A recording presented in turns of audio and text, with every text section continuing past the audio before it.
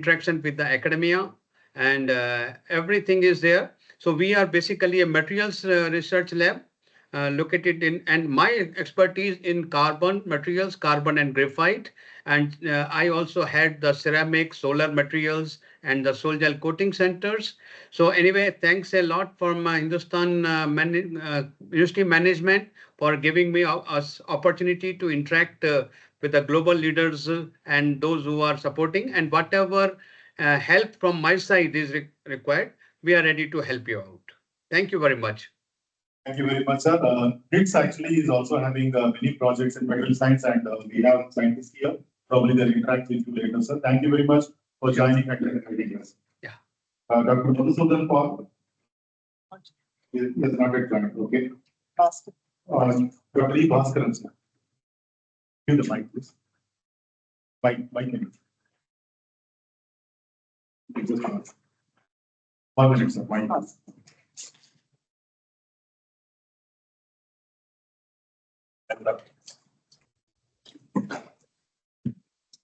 Dr. E.Bhaskaran, General Manager, Joint Director, Department of Industries and Commerce, Government of Kathmandu.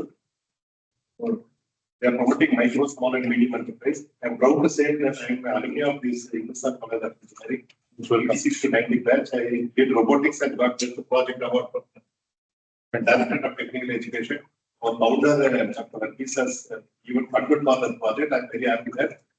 After B.E, M.B.A, Ph.D, and now also I'm doing Doctor of Science on Artificial Intelligence and Robotics by publishing a lot of papers and books. So I'm proud to be there. And we are promoting MSME. Any students for final year, for research, so for startups, and all we will get you through Government of Kathmandu by giving the fund through our honorable Chief Minister of Kathmandu. So thank you. Thank you very much, sir. And I think you are aware that HITS actually established a Section 8 company called BRIIC, and our Honorable Pro Chancellor is the CEO, and also Violin is also the office is in that. We are actually now trying to establish many more such things. Definitely will take your answer. So thank you very much, and I am meeting you for the second time on campus here. As an alumni, also I welcome you, sir. Thank you very much. Chaco.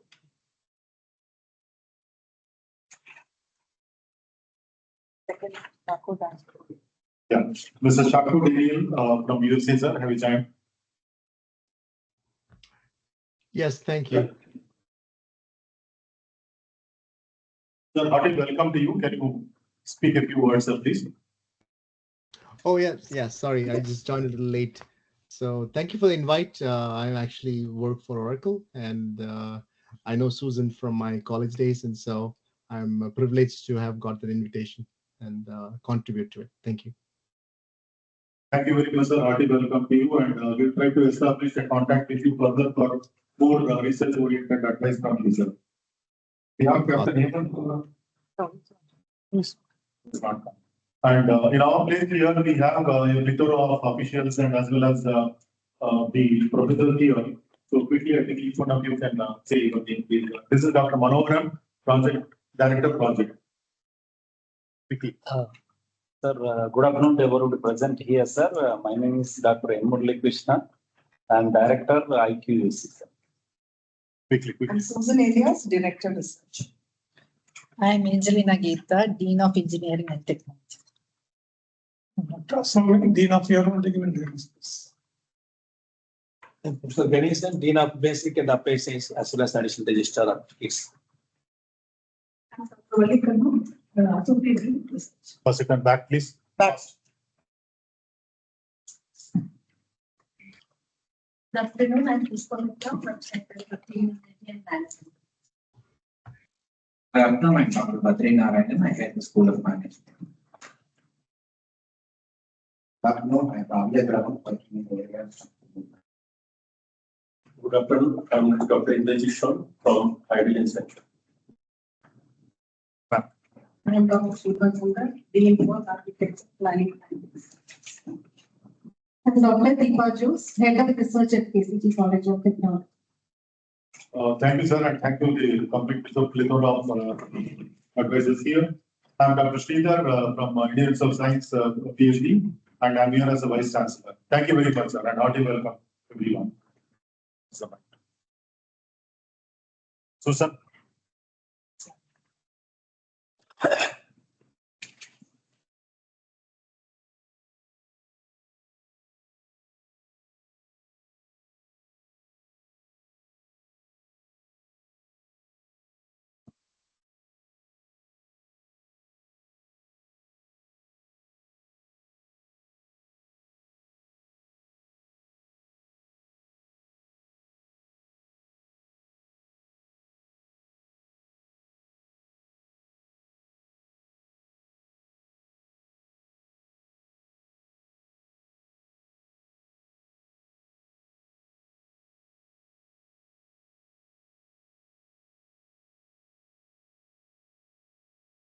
Good afternoon, everyone. This is a brief presentation of the research happening on our campus, and I represent the Directorate of Research and Consultancy. And this is Kathmandu, who's the associate dean in our department.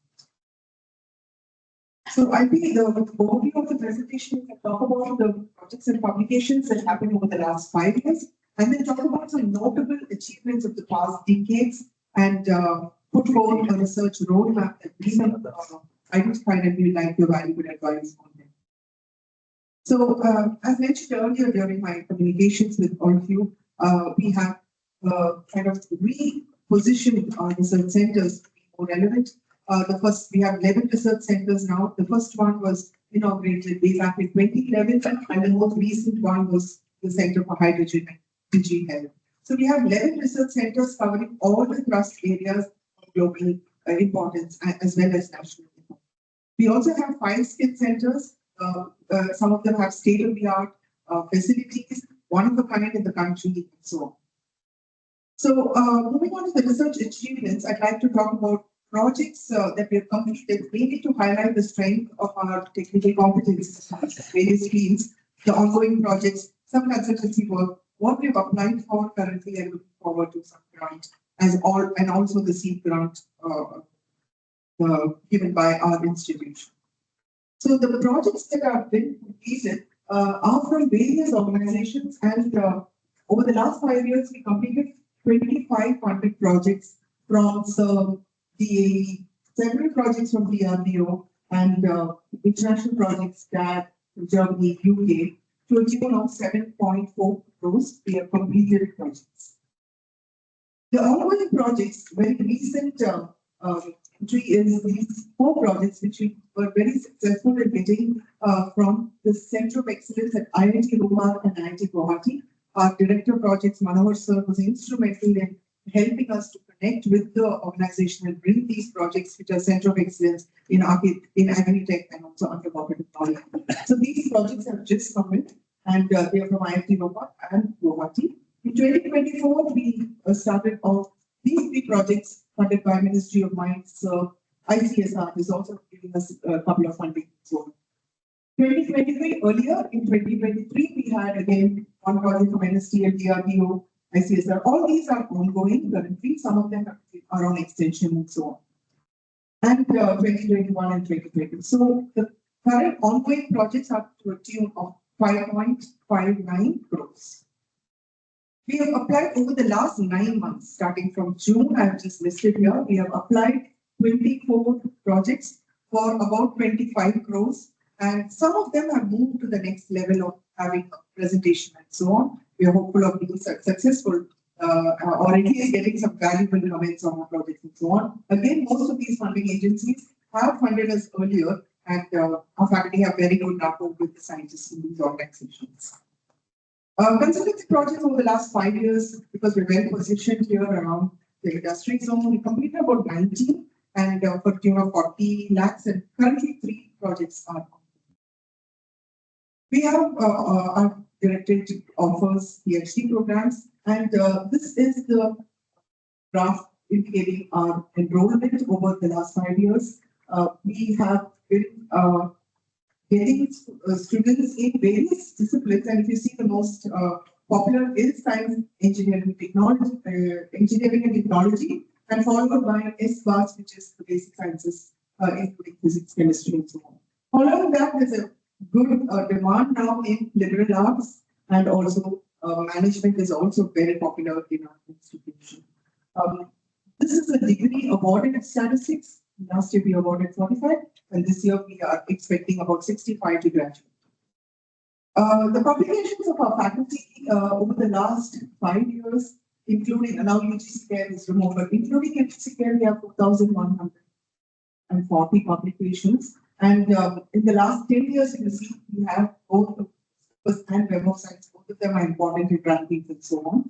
What is interesting is how we are positioned with regard to the SDG goals. If you look at using the Scopus Index tool, we were able to identify that we have alignment with all these SDG goals. If you look at the publications that are aligned to SDG goals, we have about 2,400 publications contributing to SDG goals, and the spread is more towards all these 8.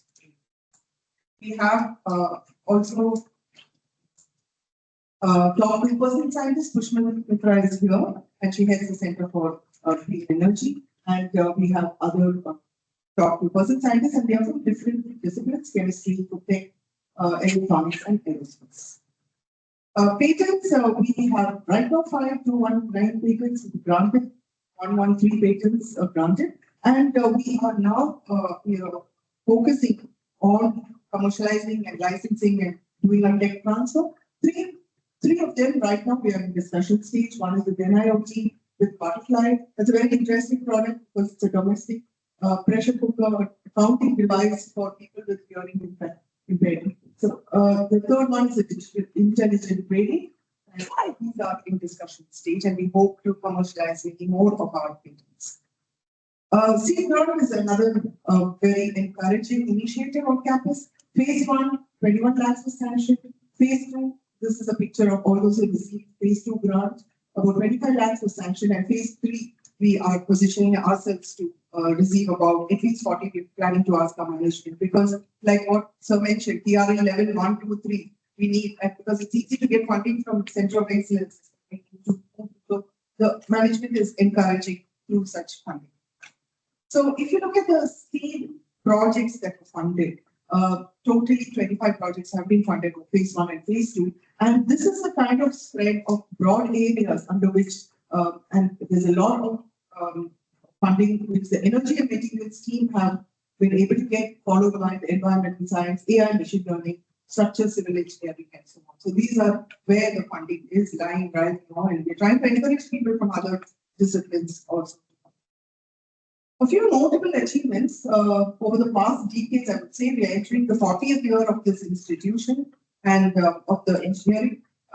In 20, it's just some, walk down memory lane. 2011, we had the inauguration of Center for Clean Energy and Convergence, headed by Mr. And it was inaugurated by His Excellency Dr. A.P.J. Abdul Kalam. And we had the gracious presence of Professor Emeritus Hore Johnson, and he was the chair of the Nobel Prize Committee for Physics, and we're very honored to have him. And he was part of the CENCON International Advisory Board meeting 2015. This meeting was held, and so we're very honored to have such distinguished scientists with us. In 2010, HITS had sponsored the Nobel Forum at the International Conference on Physics of Semiconductors in Korea. And this is our Chancellor, Dr. Anand Jacob Perlis, who had honored the Nobel Prize winners. There were 5 of them. The Nobel Prize winner of 1985, 2000, 2007, 2009, and 1973. So this was an honor for us to honor the Nobel laureates, and this was a great opportunity. In 2024 September last year, we had the visit of Nobel laureate Andrea Kim, and he is known for his discovery of graphene. In this picture below, you can see P.K. Jain from ARC Hyderabad was also part of an advisory committee. So was here and part of this panel discussion as well. So this is a very, very interesting session because it inspired a lot of students. In 2024, there's this conference, the 5th International Conference on Emerging Advanced Nanomaterials, was chaired by Professor Ajay Lino, who is also part of our advisory board. Australia, and he had invited our pro-chancellor, and also Pushpa Mitra was invited to deliver the talk and also chair the session. There, they had met this Nobel laureate. This is Joachim Frank, Nobel laureate 2017 for chemistry, and also our pro-chancellor has met the Nobel laureate, Professor M.I.E, who is known for a father of quantum dots. With all roads leading to quantum, I think it's the best time to invite such a legend to our campus, and we hope that our chancellor is trying to bring him to our campus in December. We hope to have an international conference moving towards quantum to honor his presence here. Earlier in 2005-11, we had received 13 crores for the ISBN fund, that is Mission to Reach. I think some senior professors here may know about this from the Department of Science and Technology, and this was for aircraft. And a lot of good infrastructure we were able to establish through this fund. Some of this are seen here. I will share the slides for your reference. And these were some training programs that were conducted. You can see Ashokan sir in this picture. And next slide. Some very good facilities they had done. These are some pictures from our archive on how they assembled the Fleet Jet 400. We had all legends visitors to ISBN, Violin to Dr. R. Chidambaram. Many more legends had visited our campus and encouraged our faculty. In 2005, Hindustan had an MOU with Rwanda Air Force for training your forces, and very interesting write-up I'd seen online about this. And this was a very interesting training program that set us apart compared to, particularly in the international forum. We are now in collaboration with Jaffna, which is French Aerospace Defense Security, and we are going to start a training program with them, training their product. So the MOU for this is in the process. 1984 to 1994, we had a very good collaboration with the ALBA, which is one of the world's largest aluminium smelter company, and several training programs were conducted earlier in 84 to 94, and also later on in 2015 to 18, where many of the employees were trained, some here in Hindustan, some in Violin, and so on. We also have the presence of IBM on our campus and many other training programs from quantum to train the trainer are also in place. Moving ahead, we want to look at rust areas, and we thought we focus on some areas which are given here for reference. We want your inputs also if you want us to introduce any new area or to restructure any of them. We thought we'll focus on net zero and focus on clean energy, sustainable technologies, because that is our strength, looking at the kind of applications and our team. We want to look at climate action, mobility and built environments, more from urban mitigation issues and hydrogen-driven vehicles and so on. We also have a good push in deep-sea technologies, blue economy. We have blessings of Manu Gurula sir and many scientists from NSTL. We have here Ramajay sir, who's from NSTL and joined here as a scientist. And so because of this competency that we have built and teams that we have built, we feel we want to focus more in these. Of course, our legendary discipline has been aviation. We want to move to next generation aviation systems. We want Lalit sir to give us some inputs and guidance in this. High performance computing is something that we have to move to because, again, moving ahead, trying to use, sometimes we need to go for green computing because we are overusing computing power and it's harmful to the environment also. We don't realize it. So we need to go for very strategic plans using high performance computing. Green electronics, from the process to materials to everything, flexible, wearable. We are now going to offer a BTech program in VLSI, specializing in the VLSI and also biomedical engineering. So we want to move into green electronics. Digital health and bioinnovations is another strong. We have a center we have set up now, and in Chennai we have a lot of a lot of hospitals which are headquartered in Chennai. Chennai is like a big hub for the world, and so we feel that it would be a great boost for our initiatives. AI in humanities and liberal arts, we are also encouraging in every field. We want to push AI into the field, be languages, linguistics, psychology, and everywhere. So AI is everywhere, and we have a good strength of competencies in kind of creating interdisciplinary teams, even in the arts. Moving on, we don't want to miss out on India's quantum mission. We heard 6,000 crores are put out there, and we are well aligned. We have teams in all 4 verticals. We understand that IIT Bangalore will focus on computing, IIT Bombay, sensing metrology, materials and devices will be with IIT Delhi, and communication with IIT Madras. And here we are building a team. I think in 6 months' time, we'll be well positioned to kind of align with these teams, and we hope to have a quantum semiconductor research team. So we want the research advisory board to suggest strategies for international collaborative research, industry-funded research, high-impact publication, establishment of centers of excellence, joint PhD programs, international events. Thank you. Thank you, Dr. Susan. I request. Thank you. It's a very good presentation, ma'am. And I think you took very less time to explain many things that were we did. And now I request our Honorable Pro-Chancellor, Dr. Ashok, to give you the presidential address.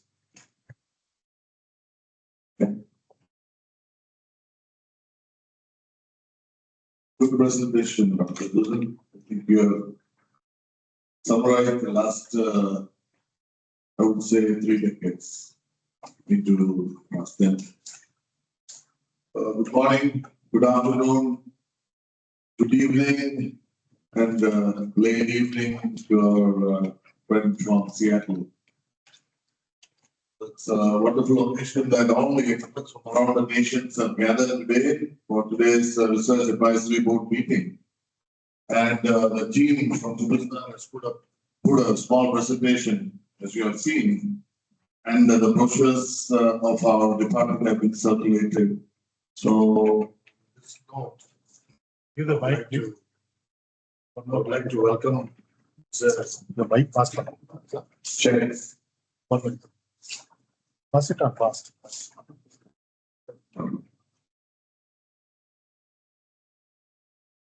So I'd like to take this opportunity to welcome all the members of the campus. Some of you are returning back to campus, alumni, scientists from across India and other countries. We are partners from across nations.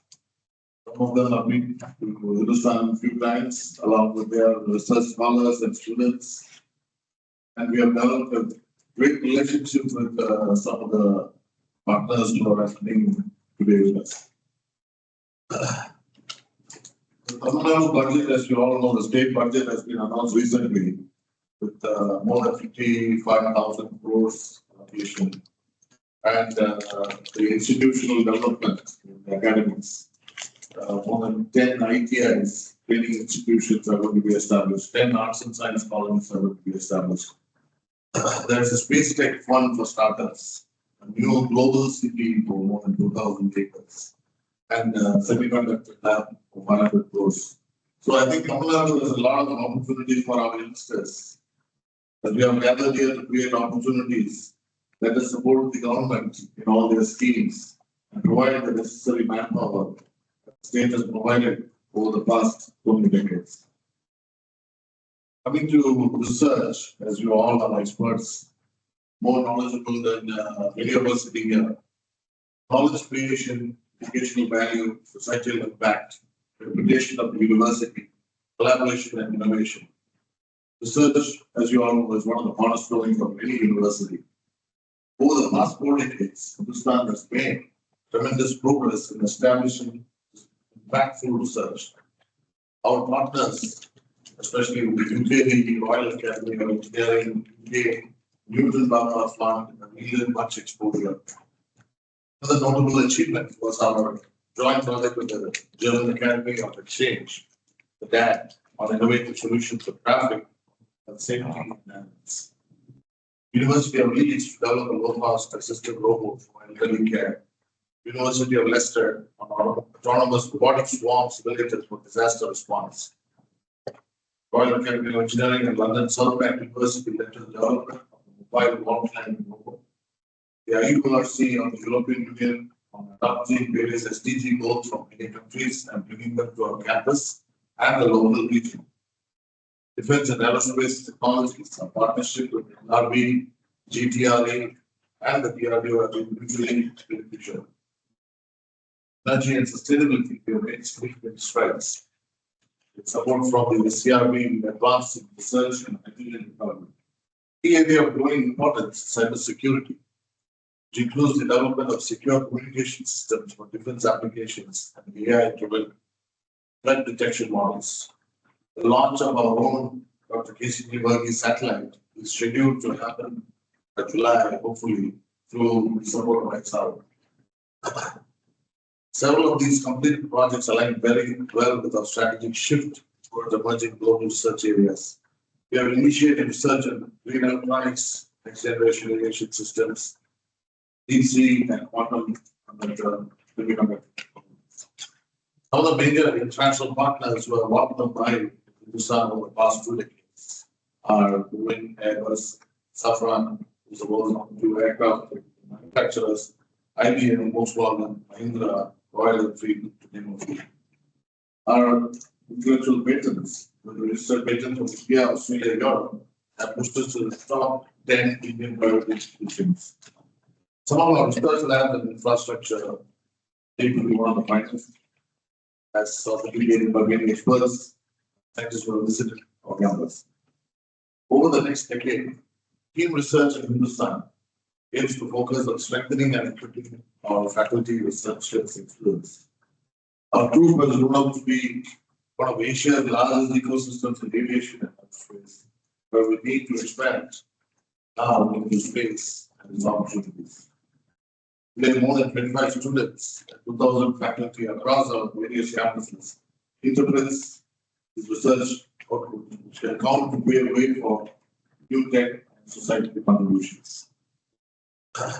I urge that every school going forward must have constituted its own research advisory board as well, who will update this board and keep abreast with and focus on what needs to be done. Summary, a strong research international collaboration that focus on global challenges position us well for the future. We look forward to the guidance and recommendations of our research advisory board as we aspire to play a meaningful role in solving national and global research challenges. Thank you and wish you all the best. Thank you very much, sir, on the presidency director. Now I hand over the mic to Dr. Susan. Please conduct the interactions from the resource person. Okay, thank you all for your patient listening. We'd like to move on to the members. I'd like to call Dr. Senthil Murugan Ganapathy first because I understand that you have applied to CAPS. So can you share some thoughts on this? Sure. First of all, thank you for a nice presentation and overview of what's happening in Hindustan on several research centers, right? Well, as I mentioned, our department is research-led, and we have got research tradition over 50 years on photonics. I can see some of the nice work around photonics area also, including the digital health and even the energy generation. You have nicely captured. In fact, I was thinking when I have seen your agenda, what probably I can contribute, what could be the advice from the the advisory board. So you have nicely captured the publications, which is very important for research.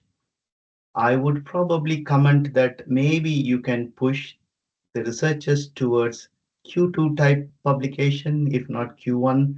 So that may probably add more value, for the institute. So, but there's a good track record of publications, which is fine. Then I was actually thinking seed grant to, promote the research quality or the research proposal submission to external bodies, which you are already doing, which is very good. Because I have not seen this presentation yesterday when I was thinking, but I think most of it are covered. So then the patterns, which is really important, right? When you are moving above the TRL levels, I think there is one probably minor point missing is the spin out or spin off activity from the research you do. Maybe I missed. Are there any spin outs from Hindustan so far? Patents, sir, commercialization. We are just Yes. We have just yeah. started. In fact, in my slide, I had mentioned about 3 patents that are in the process of commercialization. Okay. Are there any companies established, for example, I don't know, from any of the research which moved above TRL, say 5, 6? Not yet, sir, not yet. We have established the incubation center. So now we're going to identify potential entrepreneurs, incubate them along with their product, and then do a tech transfer within our university into the startups. Exactly. For example, how about exploiting the incubation center in IIT Madras campus, for example, so maybe moving towards the commercial aspects of the research will be one key aspect we could probably add. But I think otherwise everything is as I was expecting for a excellent research center or research institute. Do you have any specific question to me? So with regard to this quantum semiconductor, thrust in that area, how should we? I really am clueless as to how do we put our next step forward. That maybe if we can, I can set up a meeting with the specific team with you, sir, and you can tell us how to position ourselves and how to strategize and get into the core teams which are positioned in all the IITs. It's a hub and spoke model. So that we would like your advice on. Certainly, I think, yeah, you hit on the current trend, the quantum technology and the semiconductor strategy now, in fact, is a big thing even in the UK.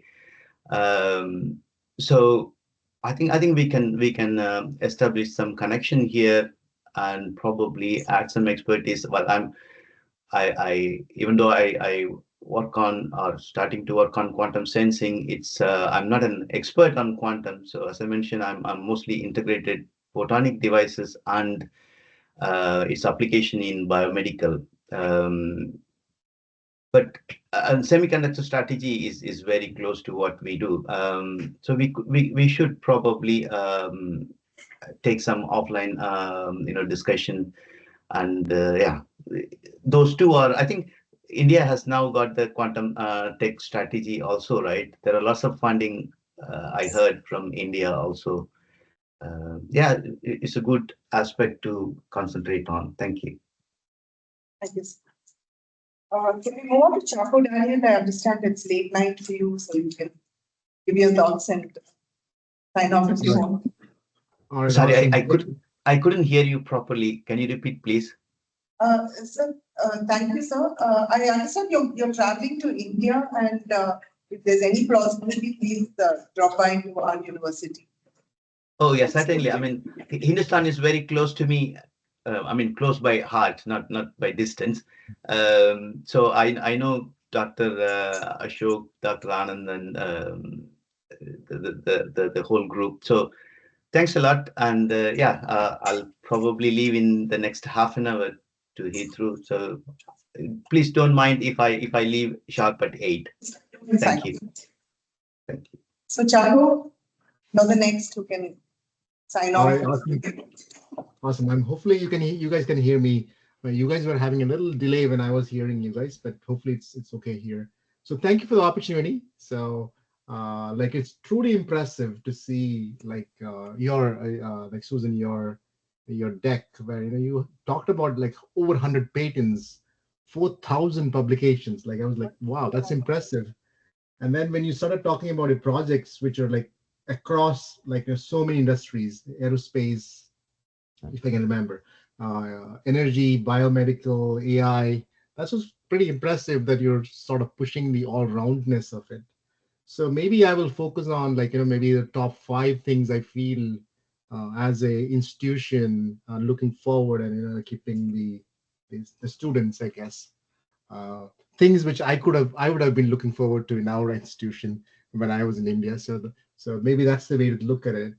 So to me, enabling an interdisciplinary research opportunity would be an interesting one, which just says, there are research initiatives that blend disciplines like, AI in healthcare, sustainable engineering, global business and technologies.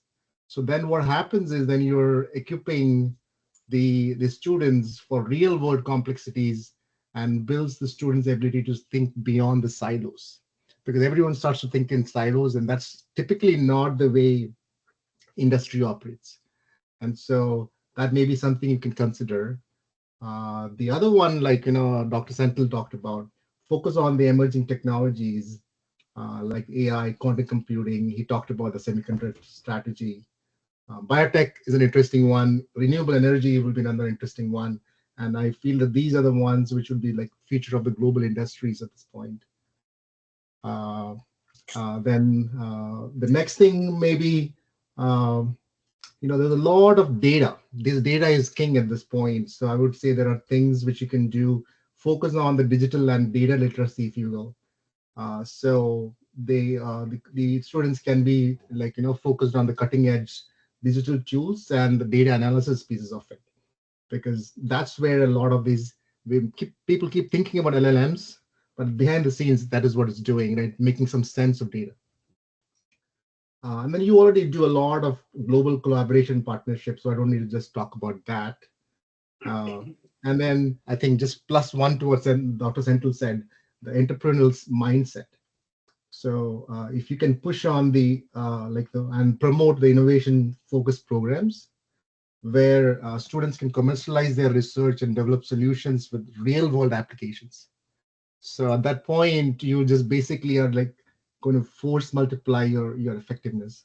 So those were in my mind the top 5. I can continue to talk, but I'll stop now because I'm super excited. So certainly make the time for and whatever you guys want me to do and help out.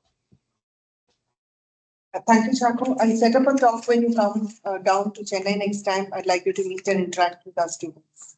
Yeah, of course. Yeah, it'd be my pleasure. Yep, thank you. Thank you, Chaco. Can we move on to Professor Peter? Are you online, sir?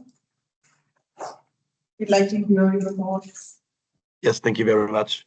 Let me try to focus on 3 different aspects. On the one side, I believe the new technologies are super important, and especially, for example, your focus also in something like natural fibers, because you see on the one side, we got the automotive, on the other side, we got the complete mechanic, the new materials. And I think this is the important thing, that we got this combination of these technologies, and we just see a new trend that these natural fibers are really improving in strength in their properties. I believe that there's a lot to do and a lot strategy now in automotive coming, that we're changing to new materials. That'll be very, very interesting. The other side, I think your global cooperation with all the partners is very interesting. It's very impressive, and I'm glad if I can support you also with new partners, like, for example, Rital, that just visited you some weeks ago, and would be a pleasure also to support you further than there, to get additional partners and to get them more, let's say, more counterparts also in Germany and in Europe in general for your students, because I think it could be very helpful for your students to get them more experience firsthand in European industry. So if they can have, for example, if it's stages, if it is then really direct contacts, final theses, and I think this would be very good if we could help them to have on the one side your knowledge, your theory, but on the other side to get in contact with the global companies and get there and work there for some months, so if they're really hand-on experience. And I think this could be very, very interesting. I've seen it now. We got some HITS students right now in Germany. And for example, the Ashok you know still Akash. Yeah, and Akash is one of your students. He arrived in Germany, he made his master's, and he got your good theoretical background. We gave him practice experience and safety, and he got right now a job offer in Germany. Then they're an excellent offer, I just can tell you. So this is one of the best offers I heard in the last 2 years then for students. So he really gets a perfect job. And I think this point, practical experience and the theory, combined then there in a global environment, that's exactly what we need to offer to the students. So if I can support that with the global partnerships, will be perfect. The last thing is, I'm right now here in the area of, in the east of Germany. We got a huge center of automotive excellence here. And yesterday we had a big discussion again about hydrogen. So I strongly believe that the subject of hydrogen as methanol for transportation, for better transportation, as perhaps as diesel. If we take the hydrogen, then there for the automotive application, for e-fuels, so this complete hydrogen subject is really right now moving further and further, and drops in all the different areas in specialization. And I think this hydrogen subject should be even strengthened. We just see then that at least complete Europe, if you took to Netherlands, you go to UK, if you go to Netherlands, to Belgium, if you see how the complete area of Europe is right now moving in the complete technology of hydrogen, I think this is one of the future technologies where we also need to focus our students on and to give them very detailed information that they can support this move in Europe. And I think this is, if you go to Patagonia, if you go to Chile, we got huge projects right now in Mauritania. And so this is a global development that we got right now, a global shift towards these hydrogen technologies. And I think this would be good if you also focus on this, and would be a pleasure if we somehow get perhaps also some more support, some more projects and funding to get some cooperation there in these areas. So these are the 3 months I got really. So the new fibers, for example, and then these partnerships, and then the hydrogen that I would propose also to be more in the focus. Thank you very much. Thank you, Professor Peter. I've heard a lot about you. Our team, led by Indrajit and Jay Kumar, have told me about various initiatives, your great ideas to bring the German industry, German university, and us together over a large initiative on skilling for the hydrogen industry. Yeah. I think we look forward to taking that forward and meeting you. Yeah, I would be glad if we find some more funding, some new ideas. Then there would be really great if we can define the next steps there. Yes, would be a pleasure to stay in contact. Thank you. Thank you. And Chaco and Dr. Sendel, if it is getting late, you all can sign off. You're welcome to stay on, but if it's late, there is no issue. Thank you. I will stay on, but I have a couple of comments, but I will wait for other people to finish. Thank you. So you can share your comments, sir, because you have to leave. So I thank Chaco for one particular mention about the interdisciplinary research. I think that will be very good if you have, or maybe you may already have an interdisciplinary research center where you can, cross-feed and develop many, interdisciplinary research teams. I think that's a very good point. I didn't actually mention anything about it, but I think Chaco really pointed out that. And then Peter mentioned about the hydrogen. I very quickly mentioned I got a project currently, 2 years project funded by Science Technology Facility Council of UK on hydrogen generation. It's currently one of the top most priority, the green energy generation. So I think that was the real key point to what Peter mentioned.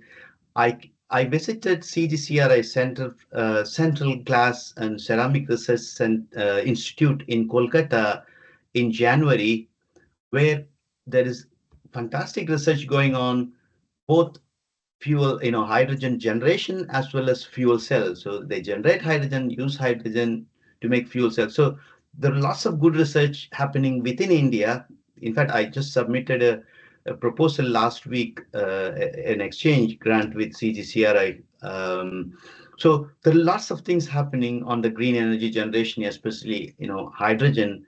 So that is something probably to highlight from what actually Peter mentioned. So yeah, thank you. Sorry to take more time. Thank you. And perhaps let me just give one comment on this. You're so right. And we've just seen yesterday here that this hydrogen, you see, India is strong on steel. You won't get the steel in future without the hydrogen, I would believe. India is so strong in the complete technology, AI, whatever. You need definitely, of course, then the energy for this, because we are talking about enormous amount of energy, please. Yeah, we are talking about this huge mobility, demand for mobility, especially also in India. Just guess we need new approaches there. Yeah? We can't stay as it is. And now, especially Vegese, very always interesting, of course, in aviation. Now, kerosene, what are we doing here? So I think this complete hydrogen, it is really one of these future technologies for all the application we are talking right now. This is why we believe we should focus on that. Thank you so much. Yes, noted. Thank you for all your valuable inputs. We'd like to move on to Ajay and Vinod, if he's available. Just prioritizing the extreme time zones. I think Ajay. Pramila, Josephine, very happy to have you, our own alumni. Yeah. Hello, everyone. Dr. Susan, it was amazing to see what you had presented and where Hindustan stands as of now, because I completed in 1989. From then until now, it's commendable progress. So kudos and hearty congratulations to you all. So I'd like to share with you how my company, Advanced Micro Devices, how we foster innovation. So probably some pointers from that could be applied in your context, in Hindustan's context. So we had a separate, when AI and ML and data analytics, that bus came in, we had a separate group, a team called AI Data Analytics Team. And what happened over time, we wanted to inculcate that in every functional team, in every cross-functional team.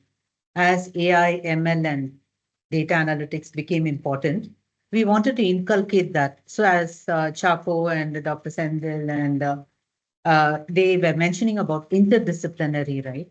So this latest technology of AI, ML, how do you all foster that into every area, every sector?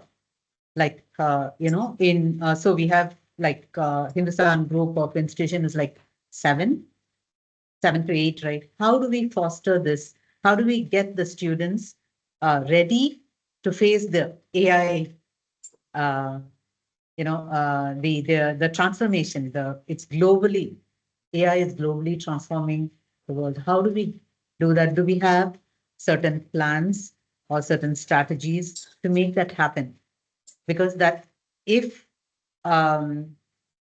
Hindustan students are equipped with that knowledge, they will be better or they will be up in the rank to face the, to face the career.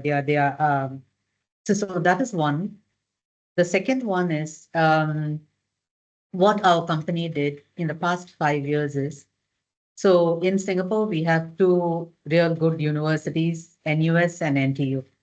So what we did is we took the PhD students from NUS and NTU and we linked them.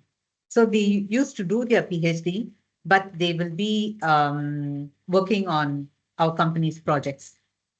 So like that, do you have any such collaborative plans with organizations, real good organizations in India, where Hindustan students doing their PhD can tie up with them?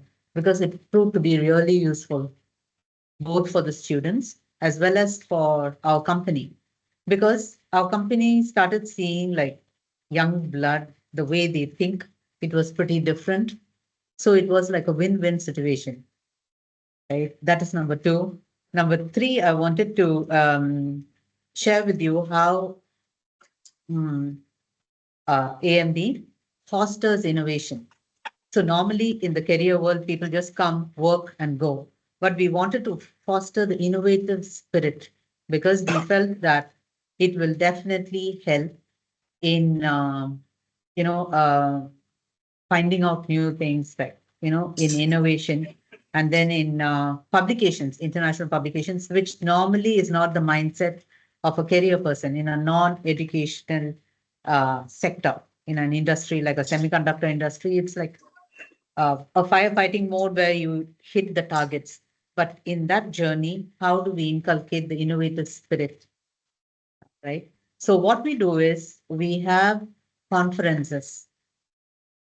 So we have technical conferences where the employees, they share their innovations. We have presentations, like some present what they have done, innovative stuff they present, and and we have allocated poster sessions as well. Like, if we could foster this kind of a conference exclusively for technical innovations, right?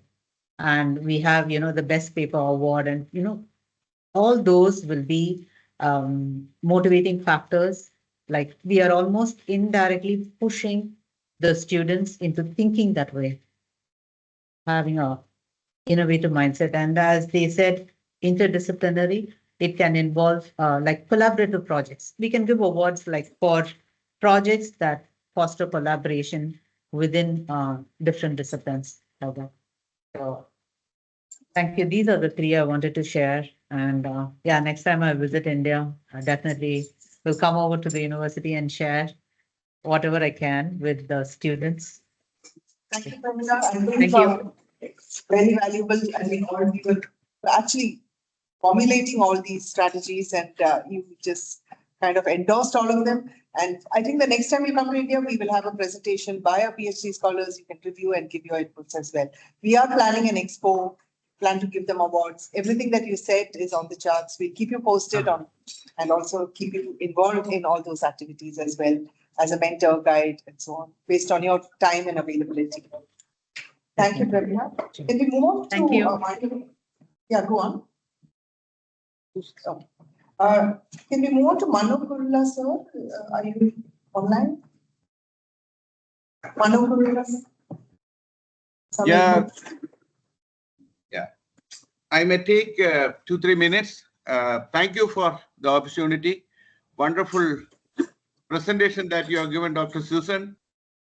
As the speakers before me, they have mentioned you have captured every area the most, that is the requirement of the day.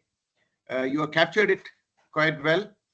And so it was heartening that, the process from abroad, they could really appreciate what you have presented, and they have come up with how you will be able to synergize it. I congratulate you for bringing in such fabulous people to this forum. It is heartening for me to be a party to it. Thank you. Now, as you have stated earlier, my domain knowledge is mainly on C systems. They are autonomous systems as well as other C systems. If you look at the possibilities in the country has certain expectations now. What is the difference that happened in the last 1 year is that India has a roadmap now.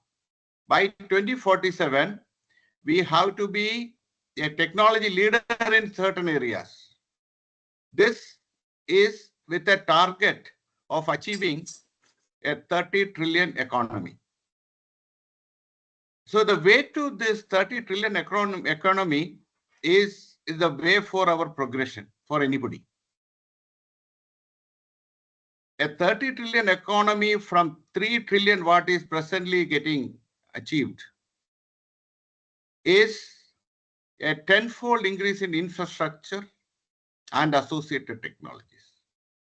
World over, we are talking about AI, ML, analytics, quantum computing. But for all these things in the world, if you look at, a lot of business outsourcing is happening, and mostly the Indian researchers, Indian students, Indian technocrats, they are supporting this system. Now, for a tenfold increase in infrastructure and associated things, and all the new areas is what India is predicting, expecting from academia, from industry, from technocrats, and everybody who will be able to contribute towards that, all the stakeholders. Advanced technologies, definitely the deep technologies, we have to train our people. The training itself has 3 areas. The first part is knowledge build-up. And prior to the knowledge build-up, there is a pre-knowledge activation. They have to be brought into the new area. For that, there is a basic knowledge that is required.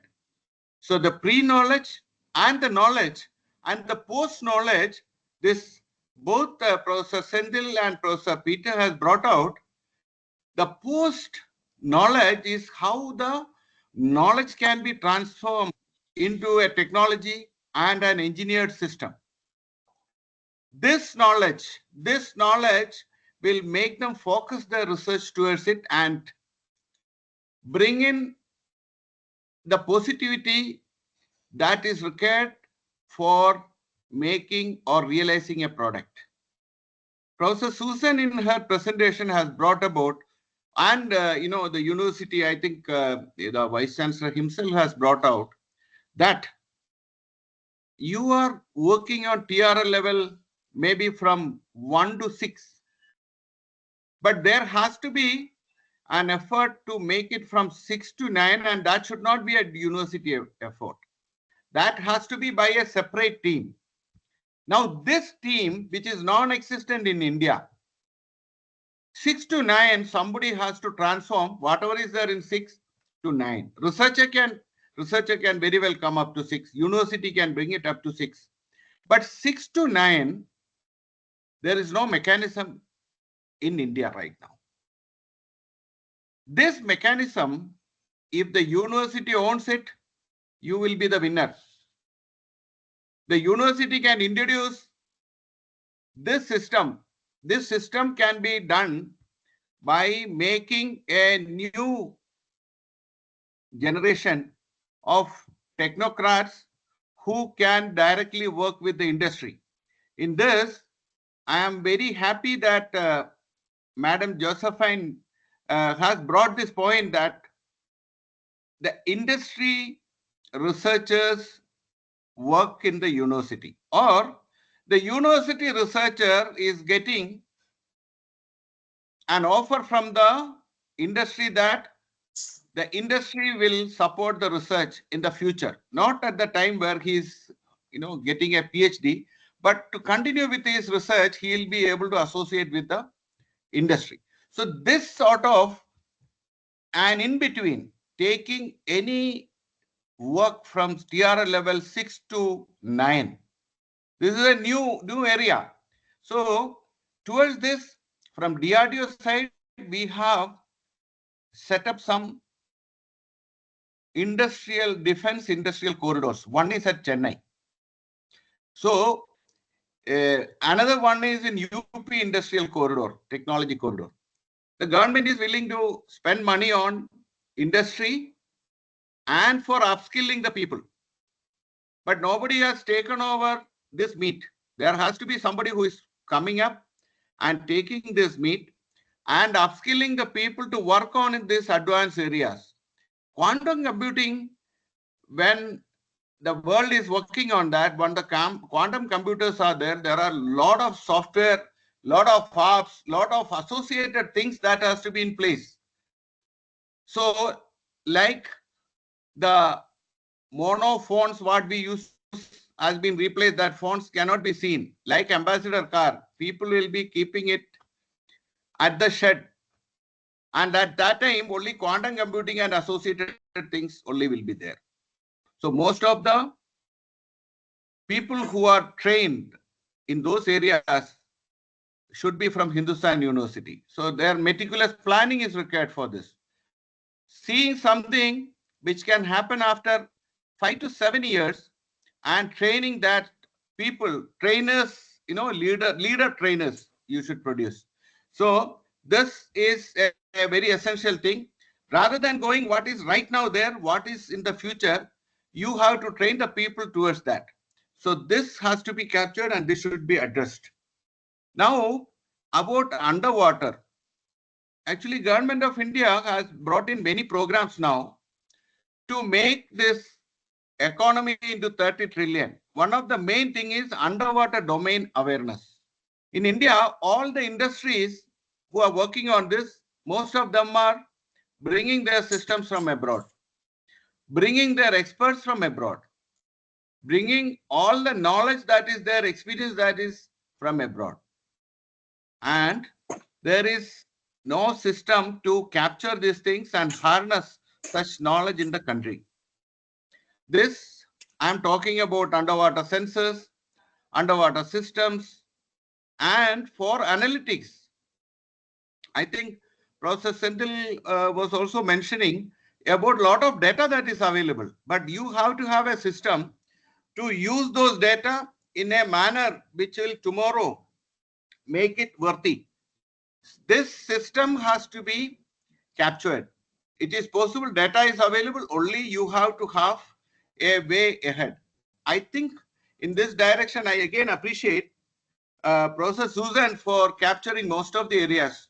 She had listed them out. Only thing, you should have courses, need not be an M.Tech program, need not be a B.Tech program, need not be a research program. You can start with a training course, maybe 6 months, 3 months, and then it has to, transform itself to a postgraduate program.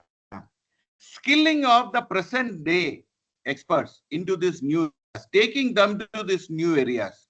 So this definitely there has to be some focus has to be into this area. Upskilling to the advanced. Thank you very much. I just mentioned few of that you will take Hindustan University to newer heights.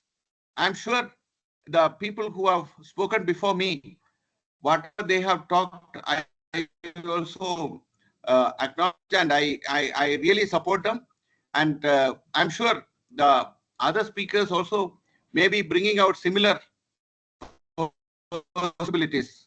Thank you and a wonderful year ahead. Thank you, Manu sir. I think not many people here know that you had given us a time during the month of October during your visit to Chennai, and also when we visited the headquarters in New Delhi.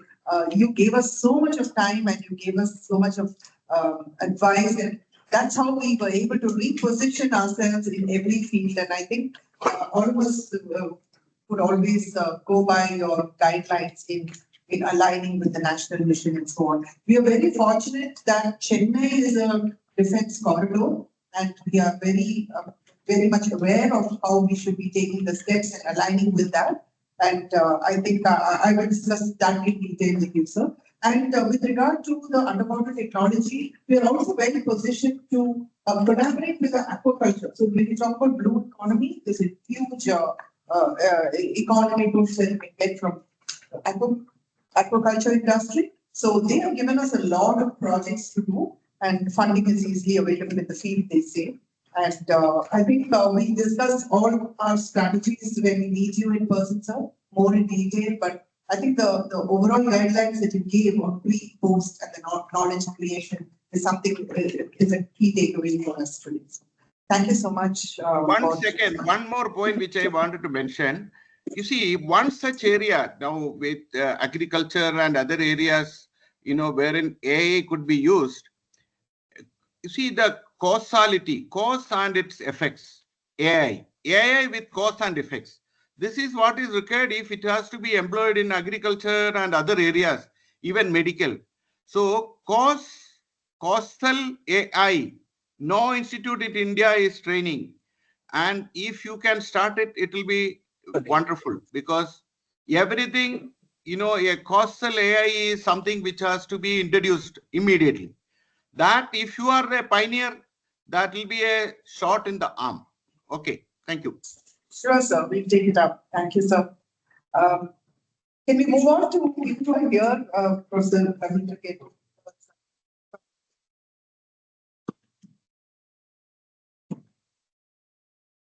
I would also like to join in congratulating him. I think he's doing a great job. I've been trying to look at parallels between IIT Madras and you. I think you are top down. It's great. You're looking at all the topics, and I don't want to even try to suggest new topics because even the other speakers have said a lot. But I'd like to pick up on three aspects which I think would be generally good to think of. Starting from what the Pro-Chancellor said, systems. I agree very much that each school, each department should have like a book, because everybody should think about research. What is very clear is you are looking at key topics, you're encouraging, you're doing everything right. But it would be wonderful if everyone gets a bit of it. Like students should appreciate what is research. Each department is very different, because I'm from civil engineering. And civil engineering doesn't figure out on all your lists of hot topics, because it's not a glamorous topic, but it has a lot of relevance. So I think systems, like what the Pro-Chancellor was saying, is very important, that everybody somehow gets involved. Not just the more glamorous topics, but everything. That is, I think, one thing. Second thing is, it would be good to have a bottom-up engagement with industry. So how IIT Madras changed a lot is that we expect almost everyone to do some sort of consulting. Not everyone achieves it, but at least we pushed it up from 20% to 60%. And this means that teachers start talking about industry relevant topics in class. They learn about what problems they can solve. Starts off small, and this has led to large centers. And now our funding overall, a major part of our funding is from industry. I think more than 40% of our total grants are from industry. Then the third aspect, I would say, let us collaborate more with IIT Madras. We are here, more or less, we are of the same age in terms of institution, and probably we can learn from each other. We've also changed a lot. We were very educational, now we become more research and consultancy, the solution provider. So there are things that we might have done right that you can use and we can learn from each other. So these are three aspects that I like to. Well, I totally endorse the views of all my previous experts who talked about the interdisciplinary research and how it leads to innovation. Certainly it does. I was going through the brochure for Indians has given a bird's eye view of everything. I was looking at the brochure, found that the robotics group is very strong. I visited them last time. One of the areas we could certainly look at ahead of many others is the do-not habitation, which is going to become very important. Why not we look at right from now, in what all ways the robots should come into the picture, whether it's for constructing something, for excavating, or everything, robots are going to be used. Particularly in the Artemis program of NASA. We can start it off and we will step into that.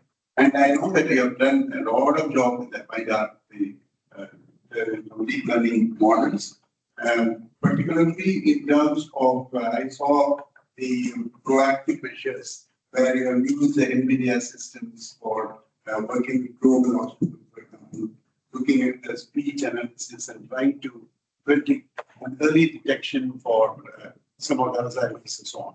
And that kind of activity is very, very important because, as repeatedly other speakers said, AI is permeating everywhere. So you have that knowledge base.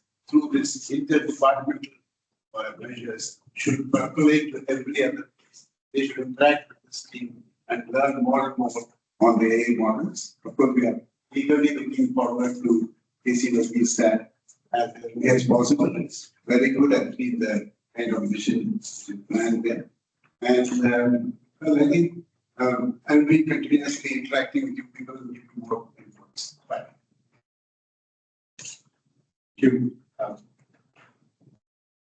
Kind of endorse what others have said, and in particular, my thoughts resonate with what Dr. Ravindra said in terms of the research, the idea of bottom-up research. Every department would have a few star researchers. Question is how do you kind of make it part of an ethos in the organization. One, of course, is you may already have it.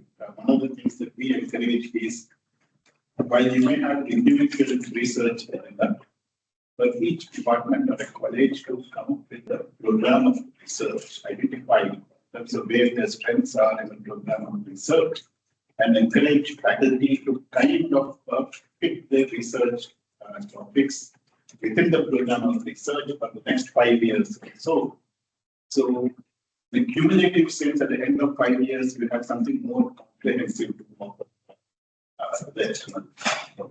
That would make a big difference. And it also kind of helps those who are not so active in research kind of piggyback to some extent, if I may use, kind of a pickup. Second one is I was very happy to see that you map your research to SDGs, which is extremely, I think, important.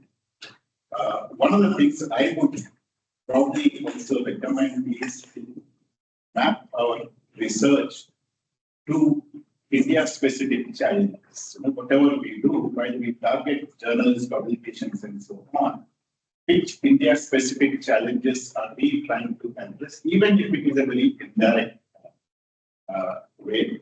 So if you can identify, these are the areas where we have, and there are many which are different from the Western world's problems. But there is always a trade-off between trying to get your work published and therefore take up research topics which are publishable in that sense versus tackling India-specific challenges. In particular, with the current emphasis on AI, everybody is on to AI. India-specific interests in AI could be a little different from the perspectives that the rest of the world have. While we would want to actually pursue it, ensure that there is some specific focus on what perspectives of AI are we kind of focusing on. I would, in particular, highlight the very growing importance of responsible AI, which people have been talking of explainable AI at the same time, for example. The other thing I would, because I've not seen in your presentation, is while as a campus you may be growing, reaching out to more students and so on, there is a limitation in terms of how many students we can reach out to because of the physical infrastructure constraints. Given the digital divide in India, but at the same time, given the progress that we are making in terms of penetration of digital technologies, options of kind of reaching out to those students who cannot be here on the campus, right?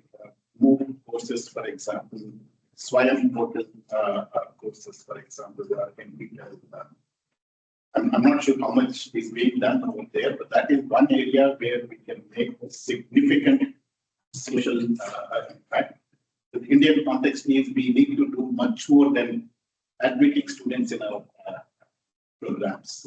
If there is something that you're doing wonderful, I can talk about it another time.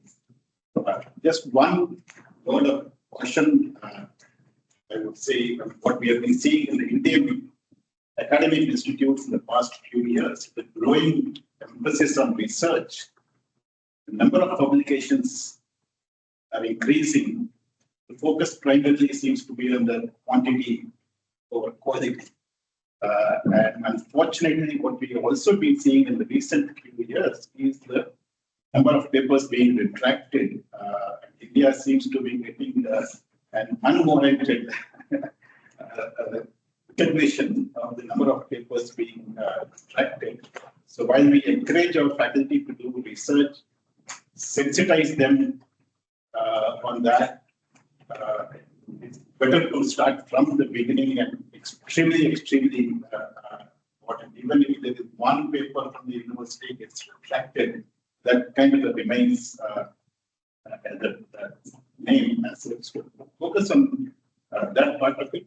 And if you have not yet identified, you may be having it each department or each college to be able to therefore identify what we talk of as the target journals. Make it as broad-based as you can, but identify a set of recommended, if I may use the word, target journals that encourage people to submit to those journals. Otherwise, with the proliferation of journals, you'll just keep seeing the numbers. So just a caution to watch out as we push it to do more research. A quick reaction, sir, for that actually.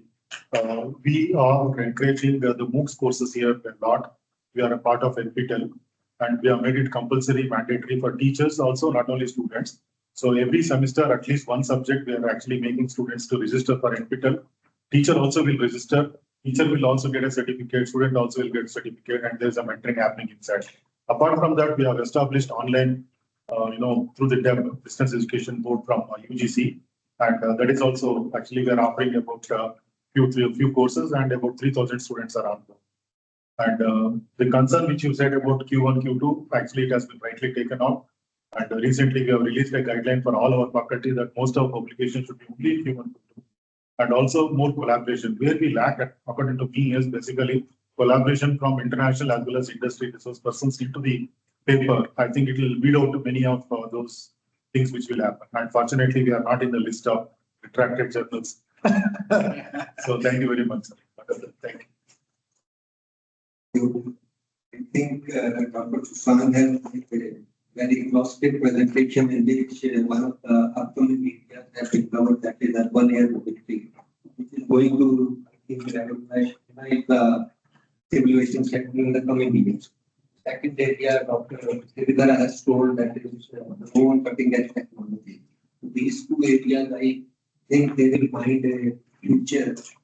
And another two areas which I would like to recommend is that is the latest last 2 years, various searches happening. One is the fraud detection system, that is foreign object debris detection system.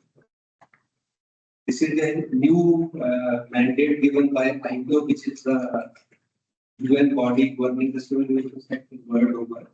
And with the thrust increasing day by day of aircraft thrust, engine thrust, bypass ratio is also increasing, and which is causing the engines subsequent to the foreign object damage. So I think this is one of the areas, and none of the Indian airports at present we are good. And if I reflect in world also, nearly less than 5 or 6 are equipped with these. Still, it is a growing technology.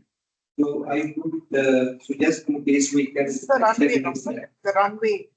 Yeah, because basically it will depend upon how small object you can detect from the runway or the urban area, and what is the technology we are giving that okay to give. But it is not a false alarm, and not only the stationary object but the moving objects also. That it wildlife movement also, because these are the two areas which have been identified by ISSN occurrence. And second is TELPA, that is again takeoff and landing performance assessment. That is applicable in case of the wet runways, so that both the airport operators and the aircraft operators are alarmed of the runway conditions, so that rather than landing and causing aircraft overrun and pretty casualties, the aircraft at timely does the goal. So these are the two areas which have been identified by IPO, I think in case we can do some applied research or maybe in a fundamental research, I think it will greatly help the simulation. Thank you. I think we missed Bhaskaran. Yes, this Bhaskaran.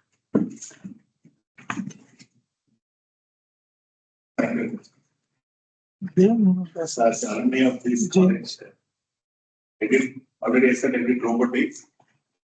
So still I'm a student and we got from science and I robotics. This is only due to NPTEL, lot of mentions because I don't have any professors to teach me. So I still learning. So what my suggestion is, students they are entering from the first year, they are here for 4 years. So you can identify who are all want to start an industry, who are want to become an entrepreneur.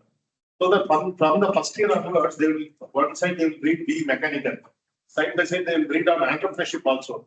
So that at the end of the final year, in our area 86 to 90, we did 4 of them on mechanical, 1 electrical. The electronics girl, she's in Singapore, Sumati. So she did on that electronics part, servo motor, all programming she did. We did on mechanical part.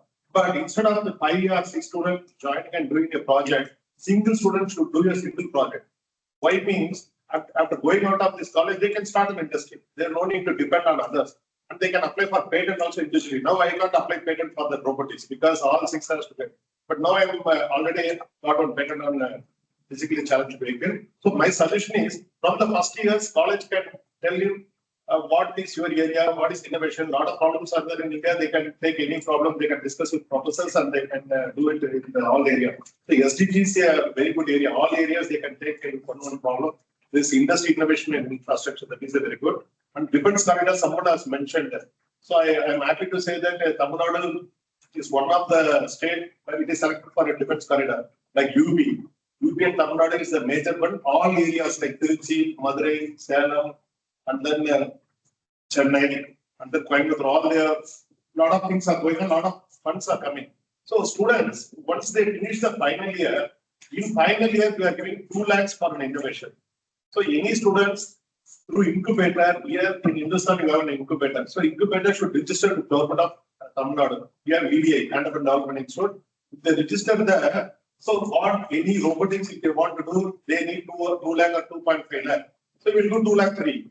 So they can use that fund, you will send that money to your Hindustan account. You can give to students, student can make the project. After going out of this college, they can start an enterprise. Like that we have, that is given by EDI, Entrepreneur Development and Innovation Institute. That scheme we only coined. We went to Delhi, a lot of international players, they have already it is implemented. So second, we have tax in Tamil Nadu Startup Innovation Mission. Like Startup India, we have Startup here. We are also giving a lot of funds through CM. That is 10 lakhs. Transit fund is there already one. So many editions we are given through for the innovator. So that also they can try student. So first year, final year, these 2 projects they can do. After that, you are talking about a skilling also. Skilling all areas we are giving free training. We have non-motherboard portal, and then so many all streams we are giving free training. Some are paid through internet, so that they no need to go. Skilling means the latest skilling on AA, robotics, or any web, any digital, all the things.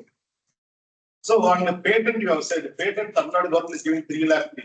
So student no need to spend any money on his own. So once they develop, for individual patent is 8,900 rupees. Company patent is 32,000. Both of them we will do free. After that, examiner also, Government of India, Startup, PM, like Startup India, they have Startup India. Startup India, they have a lot of facilitator. They will give you patent free. Because students, they don't know how to write the patent. That is how to present in the patent office. So these examiner will help for getting patent. Government of India is also giving 1 lakh free. Tamil Nadu government is giving 3 lakh for patent and for trademark also. So they want to develop a trademark for the product. Other we are giving 20,000. So a lot of funds are there. So first step innovation. Students after going out of 4th year, they can start on their own. That is the first step. Second step on project report and all, we are helping out to do profit and loss account, balance sheet, everything. And third step, they can start operator on the thing. And then we are giving land building and all. We have SIPCO, SIPCOT, Tidal Park, so many places we are allotting land. Now CM also started a lot of ELCOT projects and all. And then a single window clearance, all fire services, health department, government, everybody. So many clearances are there. 150 people will be within 1 month. And then we have gem portal, government e-market, all purchases, even if the government want to buy one pen also, they will buy only through this gem portal. So we have a lot of marketing opportunity for the army, navy, air force. A lot of funds are there, budget they are allotting. And then in 7th step, we are giving a lot of funds for trading and for manufacturing service from 1 lakh till 50 crore. 50 crore is medium industry. Micro is 1 crore, small is 10 crore, medium is 50 crore. Now, Government of India, they have different also two times they have increased turnover and the also. And then we are giving free training on entrepreneurship development. That is very important. Students, they don't need to worry about a marketing management, financial management, human resource management, or production, all the things. So after going out of this college, you don't need to go to some other college and learn all these things. Well, on the 4-year itself, we will teach you on entrepreneurship also. That is our upper scope model. So a lot of programs we are doing, hackathon, and then boot camp, this and all, and then a lot of prizes also we are giving. Even for 8th standard student, government is giving 1 lakh and all for innovation and all. So like that for the college students also we are giving. And then finally they can take GST, all the thing, ESA, M.B.A. and all. Then Udyam registration, that is also important. We will give you that also. Finally, we want all students to go for an export. So all that in food area or any leather, automobile, whatever area. So apparel. So each and every area, Kathmandu is #1 in some other area. So on that also we are giving free training on export development, everything. So a lot of opportunities are there from innovation till export. I request students from the first year, they can discuss with professor, take some problem, lot of problems are there, analyze it, do innovate, and then they can get funding from all. Even IIT Madras also, they have a lot of incubators, they also will get into. So this is my suggestions. Establish quantum facility, there's so much impetus into quantum tech. Don't have manpower to spend this kind of projects. So we should jointly maybe set up for training. So Badrinath is constant touch with users. When the scheme arises, please let us know so that we can establish the training jointly with IIT. They're happy that you're transferred back to Chennai and you're in position to help us. We'll get back to you, sir. Thank you. And can we have thoughts from Vivekananda? Are you online? Yeah, I'm available, madam. Can you hear me? Yes, sir. Yes, sir. Yeah, thank you. Thank you so much once again for the entire team. And I'm also excited to witness your, presentation, which highlighted various national level and international level collaborations. Again, let me brief about, the role of Indian Pharmacopoeia Commission under the Ministry of Health, so that it will be easy for both of us to work together or collaborate each other. I'm sure many of you might be aware of the role of Indian Pharmacopoeia Commission under the Ministry of Health and Family Welfare, Government of India. This is an institution under the ministry situated at Delhi NCR, known as Ghaziabad. My office is mainly the objective or focus of Indian Pharmacopoeia Commission is to promote the quality and safety of medicines. If you look at the objective of Indian Pharmacopoeia Commission, mainly associated with developing the quality, pharmacopoeial standards for the approved drugs, as well as looking at their safety point of view. So when I mention the word safety, we manages the two Government of India schemes known as Pharmacovigilance Program of India and Material-Vigilance Program of India. Under the Material-Vigilance, we look after the safety of medical devices after approval, post-marketing surveillance. The Pharmacovigilance, which is the scheme launched by the Ministry of Health to monitor the safety of medicines. So my expert domain or my experience or expertise associated with pharmacovigilance and material vigilance, where I have been working with the Indian Pharmacopoeia Commission since 2009. The last 15 to 16 years of my experience, I also equally supported WHO, World Health Organization, for establishing a robust system of pharmacovigilance in the WHO member states. Indian Pharmacopoeia Commission also a WHO collaborating center. So I'm very happy to see that a lot of experts from material science or the medical devices background are also available. So the Indian Pharmacopoeia Commission can work with Hindustan with respect to pharmacovigilance or material vigilance or medical devices safety. So we require the experience or expertise from the pharmacovigilance field or pharmaceutical sciences or medical devices or material sciences. So we do generate the data, indigenous data, to fulfill the requirement of government ambitions called Atmanirbhar Bharat, self-reliant or self-sufficient in these two areas. We need to develop our own database. If you look at the pharmacovigilance today, we are self-reliant. We are globally, India is one of the topmost country in generating the evidence based on the adverse events of medicines, post-marketing surveillance. Now we are establishing the system of developing the indigenous data for medical devices, all the devices which are approved in the market. Currently, the devices are also regulated under the Medical Devices Rule 2017 as per the under the Drugs and Cosmetics Act 1940 and Rules 1945. So there are a lot of area. In brief, I would say we have a lot of opportunity to generate a database, or second one, how we are going to utilize the existing data with respect to pharmacovigilance or material vigilance. So this is what I want to highlight. So this can be initiated through PG projects or PhD research, PhD projects, so many things. So one interesting case study I would like to say at the end, as a point, say for example, if you look at the safety of orthopedic implants or knee implant, we have less data, indigenous data generated from the orthopedic implants. We know very well orthopedic implants are regulated as a medical device under the category C, moderate to high risk category. So this is one of the example. When we want to monitor the safety of orthopedic implants implanted in patients, we have to monitor the patients continuously.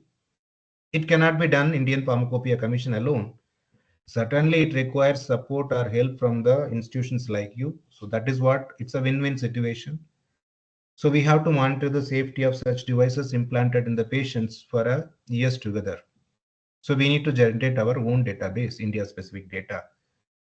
So this is what the best possible areas for collaboration. I'll be very happy to arrange a separate meeting. I'm sure this is a very policy decision making meeting, but I'm sure I'll be working with the team of Dr. Susan or Dr. Surya Prakash or whoever the Vice Chancellor nominates.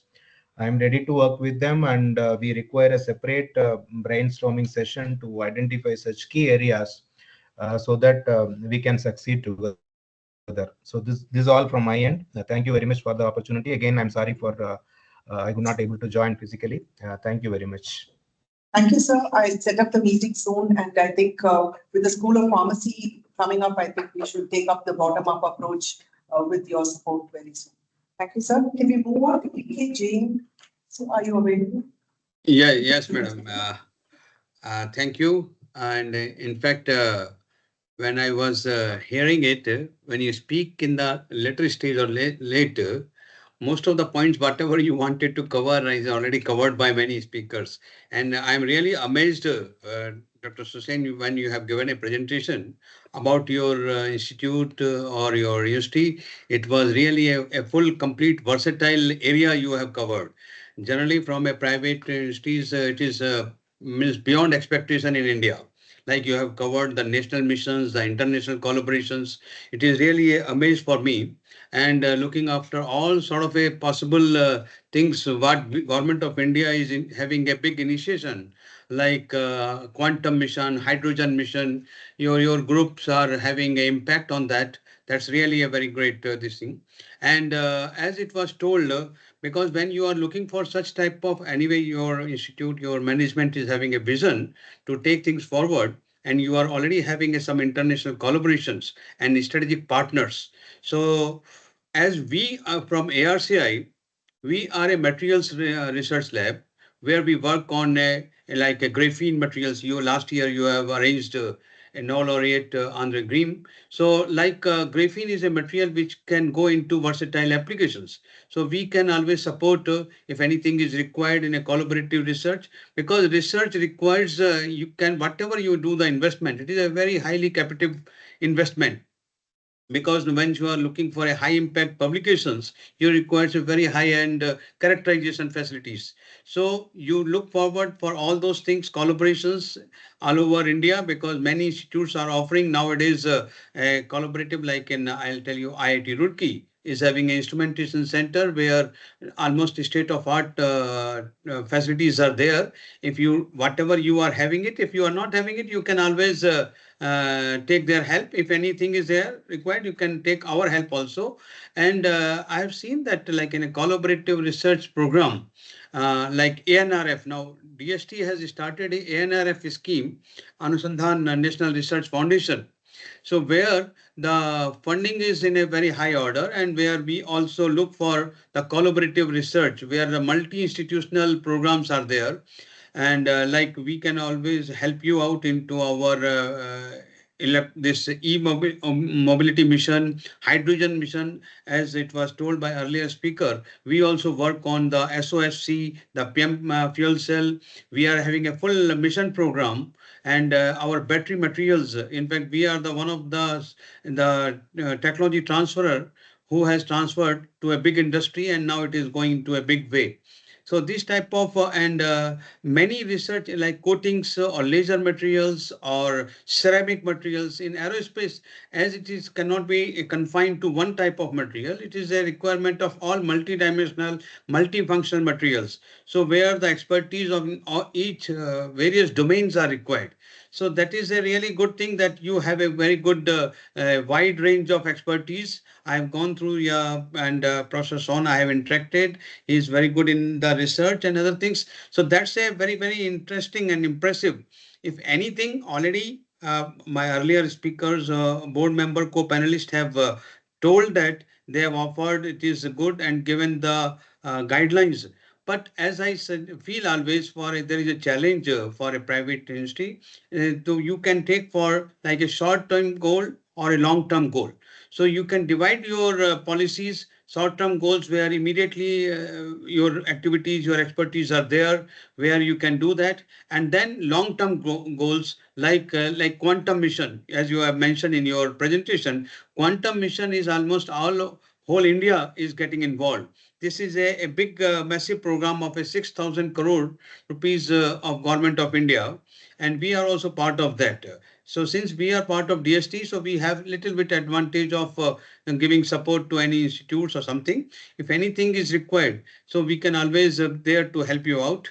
And anyway, I have seen that it is really a good and your students, if they want any support from ARCI or any DST lab, we are there to help you out.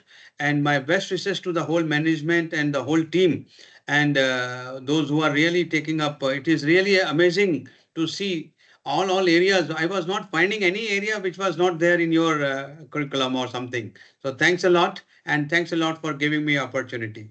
Thank you so much, sir. I know our team is in touch with you, and we will connect with you for a more technical discussion. Thank you so much for your support. It's over to the Vice Chancellor. What? Everybody, sir? Oh. Thank you very much, highly renowned resource persons. And it is my time to make a summary of our discussions which we had. So I would like to put it in a very short while. We started this particular event with a welcome note by VC and a presentation by Director of Research and presentation addressed by our program officer. Quickly, I will catch up each one of them to say that what is that we spoke about. We had Dr. Senthil Murugan Ganapathy, Professor and Head Integrated Photonic Devices, Group of Electronic Research Center, University of Southampton, UK. Sir mentioned about the need for actually publishing in even few journals, and then take out the spin-out activities and connect all the spin-out activities to the incubation centers and ensure commercialization of the patents do happen. And sir also mentioned about quantum tech and semiconductor technology to be concentrated and use of large data in large data processing and then coming out with the conclusions. We had Mr. Chaco Daniel, Senior Principal Product Manager, Oracle Cloud Infrastructure, Oracle People US. And sir mentioned about we must be appreciated that we are going in the right direction. And Chaco Daniel actually said that we should concentrate more on interdisciplinary research, which actually lead to some products, and also that products shall lead to commercialization. Dr. Peter Tony, Professor, Trial University of Applied Sciences. He is well associated with RITS, and he mentioned again about PhD academia interactions to increase, because already we had about 3 programs with them, which are very, very good. And he said more collaboration with the Trial and Germany-based institutions shall happen in future as well. And Dr. Peter Tony also actually initiated a few discussions with us on hydrogen earlier, and he mentioned about hydrogen application based automotive, progress, etc., and all that. And he also said that he would like to actually help us in scaling. So thank you very much for all your involvement. Ms. Pramila Josephine, Senior Manager, yeah. Thank you very much. You spoke about, Madam is actually Senior Manager, Product Development, Advanced Micro Devices, AMD Singapore. We are proud that you are our alumni. And Madam mentioned about the involvement of scholars and others. And she is ready to actually help us and guide us to take our institution to the next level in whichever the area we are looking at. Thank you, Madam, for your help and also the review. Dr. Manu Kurmila. Just a minute. Outstanding scientist, DG, Resource and Management, DRDO, New Delhi. And sir mentioned about business outsourcing from DRDO, and therefore we can take it up to the next level, work on that. And sir also mentioned about a very important fact, which actually our Chancellor and Pro-Chancellor keep telling us, make the best use of idle time here. Basically, mentioned about 6 to 9, which can be made productive and ensure that all the systems what we have can be put into best use. And Dr. Manu will also mention about underwater domain awareness, and there is a lot to explore in that underwater system and underwater sensor. There is a lot of many activities that is happening and lot many opportunities also for funding. And sir also mentioned get connected with DRDO for more projects aligned to national vision and especially the coastal AI. So thank you very much for your input, and we will go ahead with that. Dr. Ravindra Gettu. V.S. Raju Chair, Professor, Center of Excellence and Technologies for Low Carbon and Lean Construction, EC at IIT Madras.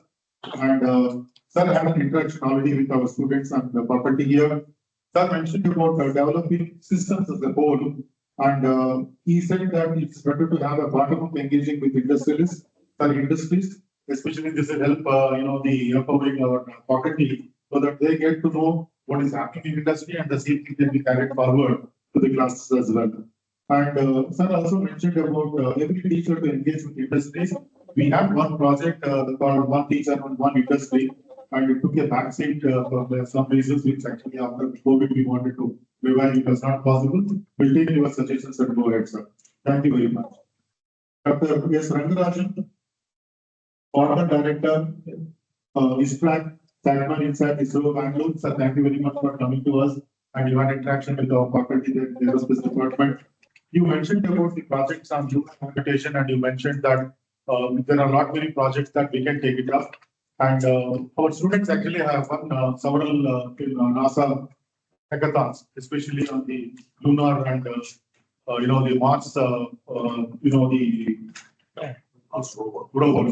Mars rover. And recently, Pro-Chancellors have also mentioned that we are coming out with a bigger event now, the Space Rover and the Space Rover Center keep coming, and we want to have the hackathon with ourselves and then push it to the level that we can be moving towards making them employable as well as also have their entrepreneurship.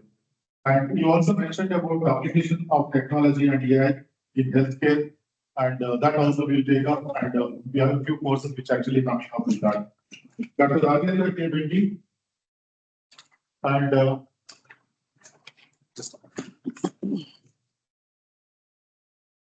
Professor IIM Bangalore. Sir, you had a very good interaction with our students, and you mentioned about each department to identify topics of research and have 5 years pathway for each one of them. I think it's really valid. So once we have a focus pathway, I think we can go ahead with that particular one. And you also mentioned about map research to India specific challenges so that we can be always abreast. You mentioned about SDGs as well, and many of them were actually going through that the same way. And you also say that take publishable research work, and that will actually give us more credit. And you also mentioned about MOOCs, the involvement of the MOOCs, and make the best use of MOOCs to reach many more people rather than having only physical appearance of teachers and students here.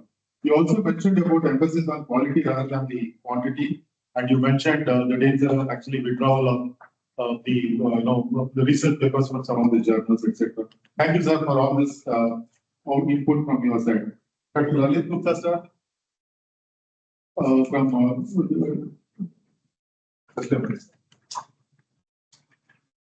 joint, I would like to use it proper, the affiliation. Former Joint Director General, Director General of Civil Aviation, Perlis. And sir mentioned about the current the trend for foreign object capturing in the aviation. And also you spoke about aircraft safety, and we can write many projects on aircraft safety. So with the legendary work we have done earlier, and also with the founders, the innovation and initiation that has been done here, probably we will take up these two projects a little further. Dr.E.Bhaskaran, our alumni here, is a GM and Joint Director, Department of Industries, Commerce, MSME, Government of Tamil Nadu. Sir mentioned about identifying young entrepreneurs and work for SCGs, and he actually gave a lot of inputs on incubators to register with Government of Tamil Nadu to get financial aid. And he also mentioned about TANSIT, and there are not many programs of skilling from Government of Tamil Nadu, so we can take help from them. And Tamil Nadu is also paying about 3 lakh for incubation for young entrepreneurs.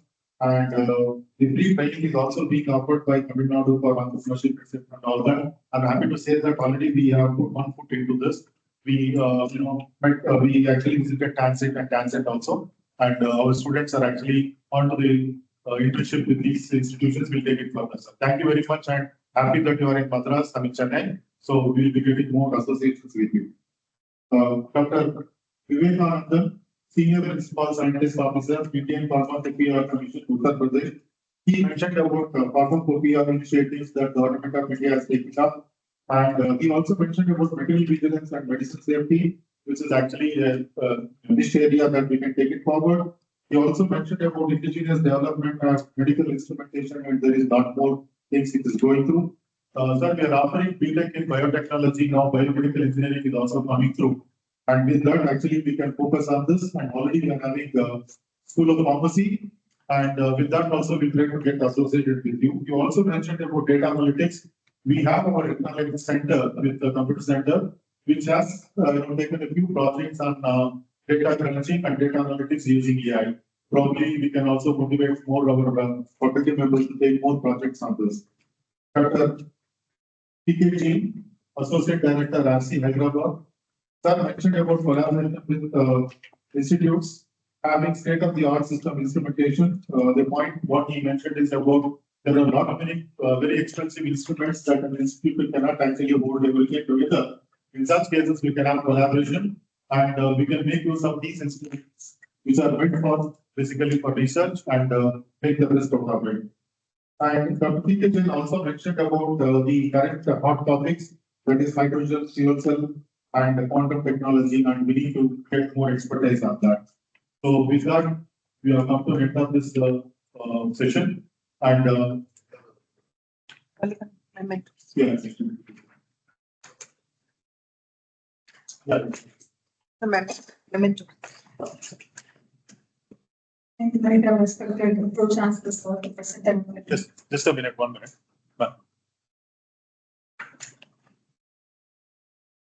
I request the Executive Director to give his input, please. I would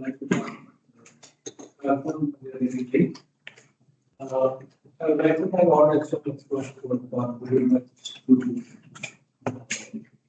brainstorm discussion. And then we became reporting from a period for status. One of the biggest challenges what we had was to how to transform from a teaching audiences. Every institution when they move from a period college status to a university, the more focus on research and modern teaching technologies to be adopted. So it takes little twice for moving from our hangover of teaching from to this particular stage. I am very happy that we have our efforts to reposition ourselves in this take now, and they would like to congratulate them for all their efforts we have taken. And now we have seen on the past 2 hours, we have seen what is the effect of our efforts. And I more, and I wish to be success for ourselves.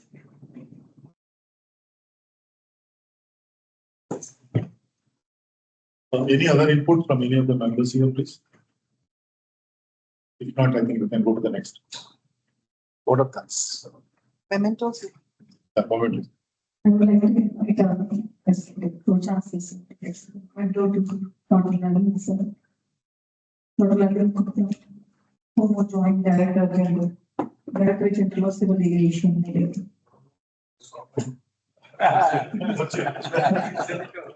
What's your Good question. I would like to invite Rajendra Tiwari, Professor in Bangalore.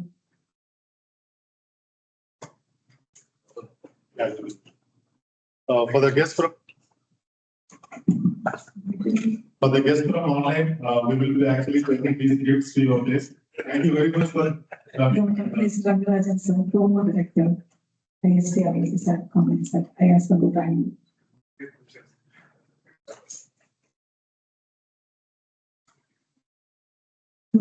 Dr. Ravi, sir. He is the chair professor, Center of Excellence on Technologies for Low Carbon and Green Construction. And Dr.E.Bhaskaran, General Manager and Joint Director, Department of Industries and Commerce, MSN, Government of Lanka. Thank you so much for honoring us. Already given order. It's only some more. Because they have a flight. Okay, please come. Yeah. Thank you. All are invited to join the lunch. What are things? Thank you. Thank you, sir. Thank you. So thank you. Please join us for the lunch, sir, please. Thank you. Okay, bye-bye. Thank you. Hey, thank you very much to all, one and all. Thanks a lot. Thank you, sir. Thank you. Thank you very much. I'd like to host you all.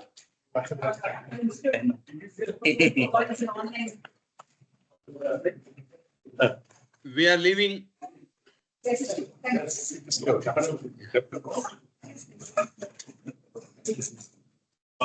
Susan. They thank you and they can sign. Thank you. Sir, can we have a group photo? Where is it? Photos. Where? Outside? Here it will not be happening now. I'll take his guest first to Chancellor. I think he's getting ready. Please inform them that it is. Yes, sir. Thank you. Was, First, we are even meeting.